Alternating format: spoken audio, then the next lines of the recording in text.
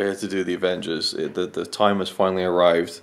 The end of Phase 1, the 2012 film. That's a cool back cover. The Avengers. Yeah, this is the American Steelbook. I have the UK one as well, but I got this to get the actual American version of the film. We're not watching the UK edition, which is called Avengers Assemble. And so we actually get to see the stabbing? Exactly. Do you remember that all those years ago when I got the Blu-ray and was so pissed off that they didn't include the Joss Whedon audio commentary and they removed the blade coming through Coulson's chest? Spoilers. Just for that. The commentaries and everything. Whoa, what? The commentaries? Oh, you mean the audio commentary Joss Whedon recorded? That isn't on the freaking Blu-ray. Yeah, only America got the audio commentary. And all the extras apparently, so yeah. That's great menu, but overall, let's have a look at the infamous clip that has been censored on almost every release, except for the Italian release for some reason. And from what we can understand, the US release as well. I mean, it really is a minor point, but it's the principle of it, really. Want to find out? I don't know if you noticed there, but there was no blade coming out of his chest. No. So Loki stabbed him with that massive, big fuck off stick, and nothing actually came out of his body. Yeah. I'll admit it wasn't as bad as I thought seeing it, but still, it's not cool. Not cool. So yeah, I'm hopefully getting the American release, but there you go. It's so strange. So yeah, I actually got the US Steelbook as well, and I've actually made like a kind of my own kind of bootleg Frankenstein version, because inside this it was the US Avengers disc. There's a bonus disc with some documentaries on it, and then also the DVD, I think. So I took the DVD out and put the UK Blu-ray in, so I have both versions on Blu-ray inside this Steelbook. So it's kind of like a, see if I can open it with one hand, you have kind of like an ultimate edition of the Avengers that I kind of put together myself. But yeah, we're watching the American version, and we're just going to crack on and watch it and then give our thoughts afterwards, I think, because we're kind of, yeah, we need to get rolling with this film. So I'm really looking forward to watching it again, one of my absolute favourites. Didn't we watch this twice in the cinema? We did. I think it's maybe the only film I've seen with you twice in the cinema. No, Dark Knight. Dark Knight Rises and also The Last Jedi. Yeah, okay. But regardless, one of the rare ones that we did go and see twice together. It was so huge when it came out. We'll talk about that afterwards. But yes, yeah, go. Yeah. So there we go. The Avengers. Intro done. On with the movie. As of right now, we are at war. What do we do?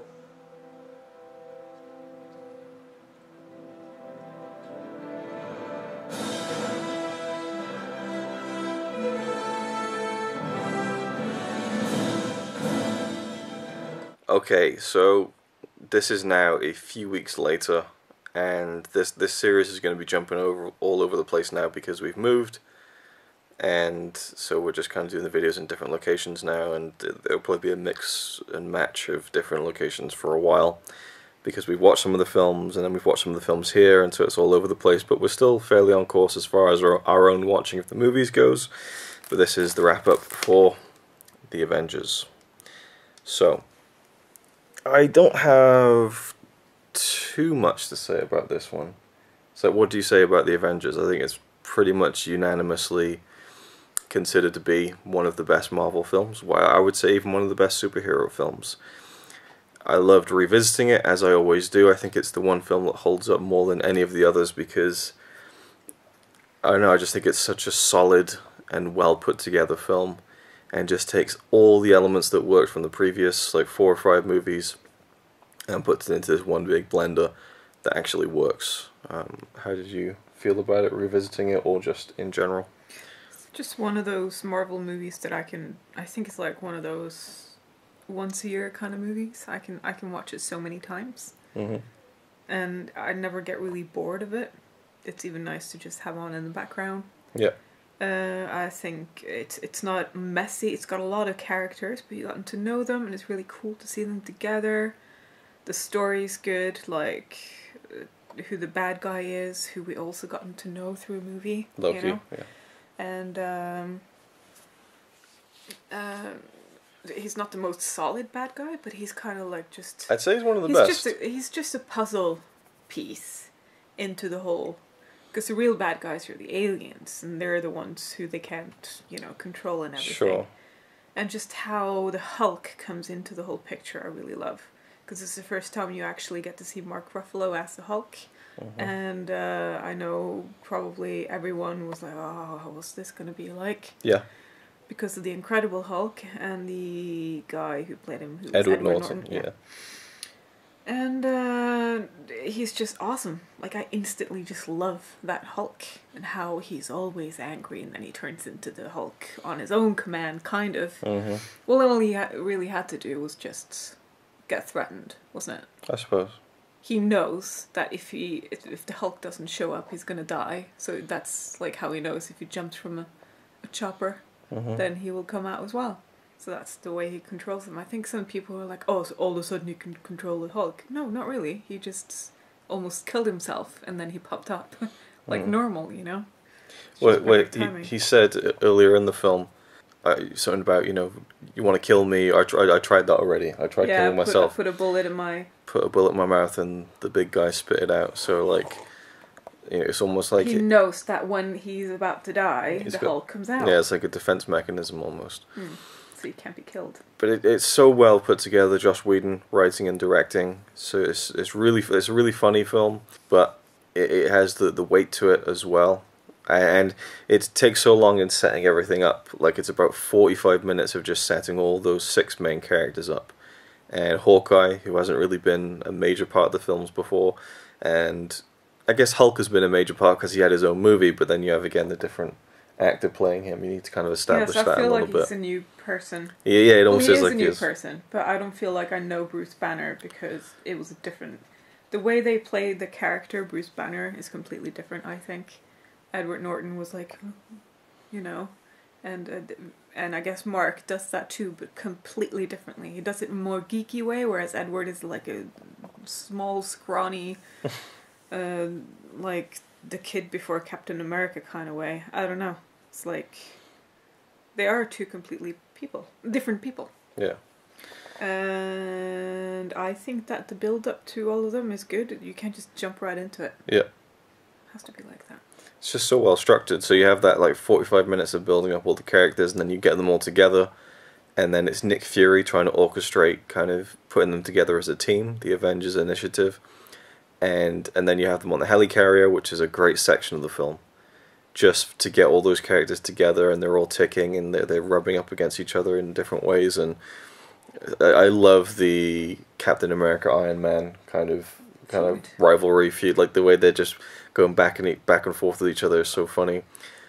How Thor just kind of is almost just kind of along for the ride and just laughing at how petty all the humans are, and then, you know, you face them all together, like they give you those amazing moments, like Iron Man. Tiny and petty. You get, you know, Iron Man versus Captain America and Thor in this kind of 3-way fight in the woods, and then you have Thor and Hulk having a fight. Like, they put them against each other, not just together as a team.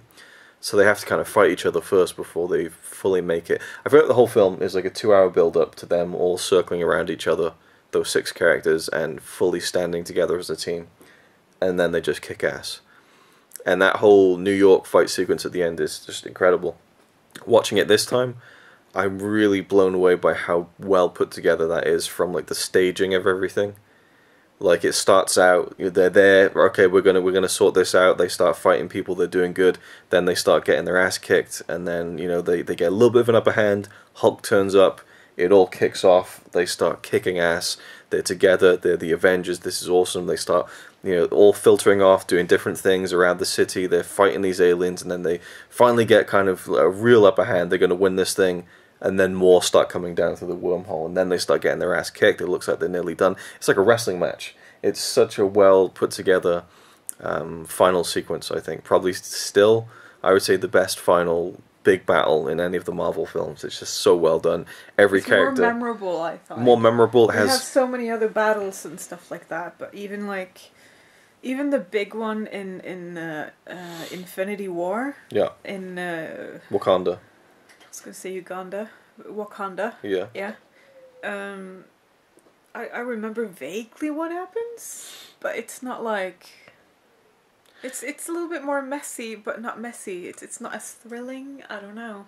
I would say that the final battle in Infinity War does have a lot of memorable moments, but Of course it does, but it's not as memorable it's different. as Avengers. Yeah, it's different, and there's like 3 different storylines going on in that one, which we'll talk about later on, I guess. But you know, this one, everyone is in the same place, and it's just really every character has their moment, and there are funny. The way they're working together. Working really together, good. there's funny moments, there's dramatic moments, and I just think that Joss Whedon balanced the humor perfectly. It's not so forced. It's not so well, it is. It's at times it is forced, but it really is funny. So for me, it works, but it's not overly forced. It's not like they're ramming it down your throat. And yeah, like in Guardians. Like in Guardians of the Galaxy, which we'll get to in a couple of videos' time. When this film came out, it was huge. I think I might have talked about that in the intro. I can't remember now, but I remember like even people who I know who aren't into movies like us were like loving it and going to see it again. We went back to see this one. We went to see it again. I think we saw it in 3D the second time just to see what it was like, and I have no memory of that, so I'm assuming the 3D didn't enhance it all that much. But yeah, usually doesn't. But I remember everyone was talking about it. Everyone was going to see it, even people who hadn't watched the previous movies. So it really captured something, and I think that this is the big success that Marvel had that has really kept them going until now. It's the formula, I think, that really works, where you have these smaller movies that are really good and they lead up to this big team-up movie. The score is incredible. They had Alan Silvestri, who's like, you know, I think a great composer, did all the music for the Back to the Future trilogy, and that signature Avengers theme is so iconic, I think. I think it's a great main theme that they've now brought back for the last 2 Avengers movies, which I think is a great move. Because when I think the Avengers, I think Marvel, I think of that theme. And yeah, and Loki, you mentioned Loki. I think he is one of the best villains because, as we're seeing, because at this point recording this video, we're like deep into phase 2 of our rewatching, and a lot of the villains just aren't up to scratch. They're fine, they're evil, they're menacing, but they're just kind of like, oh, I'm going to rule this, and da-da-da-da-da. Loki has more charisma. He has a charm to him, even though he's evil. And actually, watchability that is just unmatched, I think. I think he... Oh, I will say Thanos, for me, jumping ahead, is probably the best villain of the whole MCU, but Loki is pretty damn close, and he just far outshines even people like Jeff Bridges in the first Iron Man. There's just more to him that is more fun to watch and more entertaining, you know.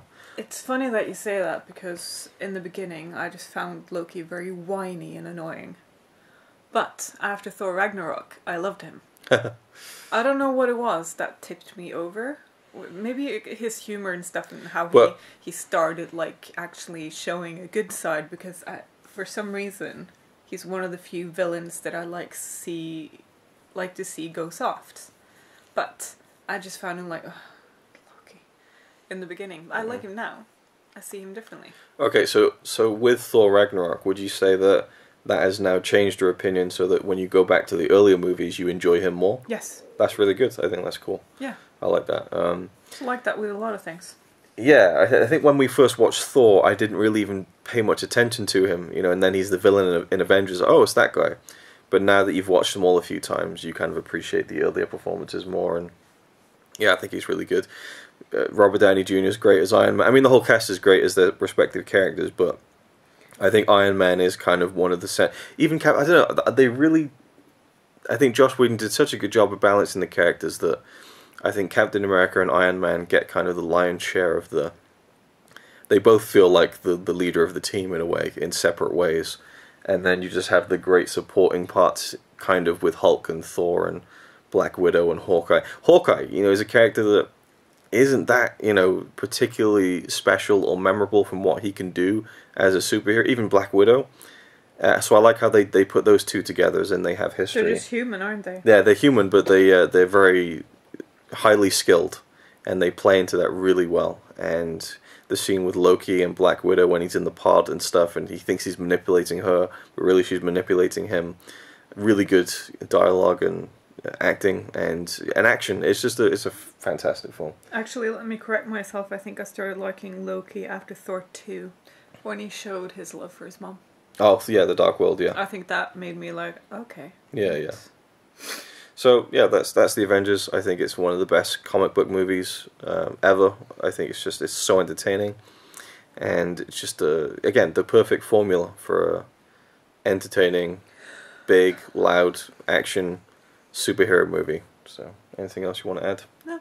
No. Okay. So that was the Avengers. The end credit scene is very funny. The end credit scene, yes, Probably one of my the favorite shawarma. parts. Yeah, that's really funny. There wasn't a mid-credit scene, was there? No, it was just that post-credit scene. Wasn't Thanos' face? Oh yes, that the was mid-credit scene. That was I remember we saw that in the cinema, and I was like, what? Who's that? What? Who's that? I thought you knew. No. You told me who it was. No, I must have looked it up and said, oh yeah, it's this guy called Thanos, but You didn't really know who it was. No, Yeah, no, it's in the comic books or something. You said, I'm like, ugh. So like for huge fans, that must have been really cool, and Yeah, because the to crowd think- reacted. to think that was 2012, so that's like 7 years ago. And finally, they got Thanos in the movie. Yeah, like it took a long while, but the build-up was great, I think. Like really, they took their time. They didn't rush it. Rewatching it now DC, watching makes it. those scenes more memorable, I think. I almost wish they would like redo that shot from the Avengers to make him look more like he does in the recent movies. But that's just kind of the way it is when you're dealing with visual effects that are like 5-6 years behind the curve. You want Of them when to you- George Lucas it. Yeah, I'd be cool with them doing that, but it's just one shot, just making it look more consistent. Anyway, so that's the Avengers. Thank you for watching, and we'll see you in the next one. Can you give me a Avengers theme song whistle? No. No?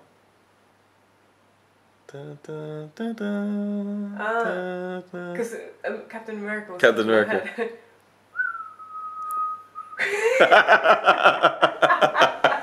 What was that? I know. So I had to kind of whistle my way up. Okay, go on.